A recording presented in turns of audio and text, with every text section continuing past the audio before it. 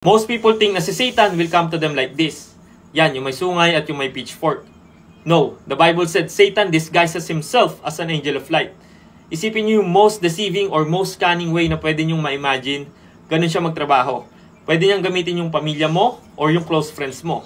For example, sa kaibigan mo, isa kang people pleaser. Kapag niyayakan ka nila mag-inom ng alak, hindi ka makatanggi kasi natatakot ka na baka magtampo sila. Satan and the demonic spirits can use them para mag-inom ka. At kapag nalasing ka, you are becoming weak. Hindi mo na-realize but you are giving an access to the devil para mag-commit ka ng sin.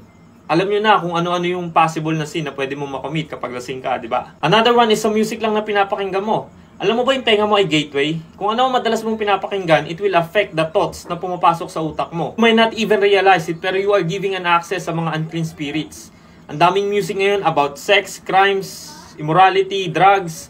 Hindi mo na-realize kasi ini-enjoy mo yung beat. Kasi trending yung music. Or pinapatugtog ng mga tropa mo. Bakit ko sinasabi to? Kasi importanteng malaman natin kung sino ang kalaban natin. We don't battle against flesh and blood. We battle against principalities. Sino yung mga yon? That's Satan and the demonic spirits. Alam mo ba na 5 billion ang non-believers sa mundong to? 2 billion lang ang believers. Think about that. That means mas maraming followers si Satan kaysa kay Jesus. That's how fallen and corrupted this world has become. We are in the spiritual battle. The Bible said Satan is the father of lies. No truth. Okay. So, ang iyang gihisgutan kay puro na sang naa sa kalibutan, no? Mga temptasyon. Ang pasabot mo sa temptasyon, kanang naa na sa imong kasing-kasing ba? Kung saan imong desire. So, mo na pasabot sa temptation. Gina-desire nimo pero dili siya mao ang kabubuton sa Dios. Pero mo imong desire. So, mo na siya mahimong nga temptasyon.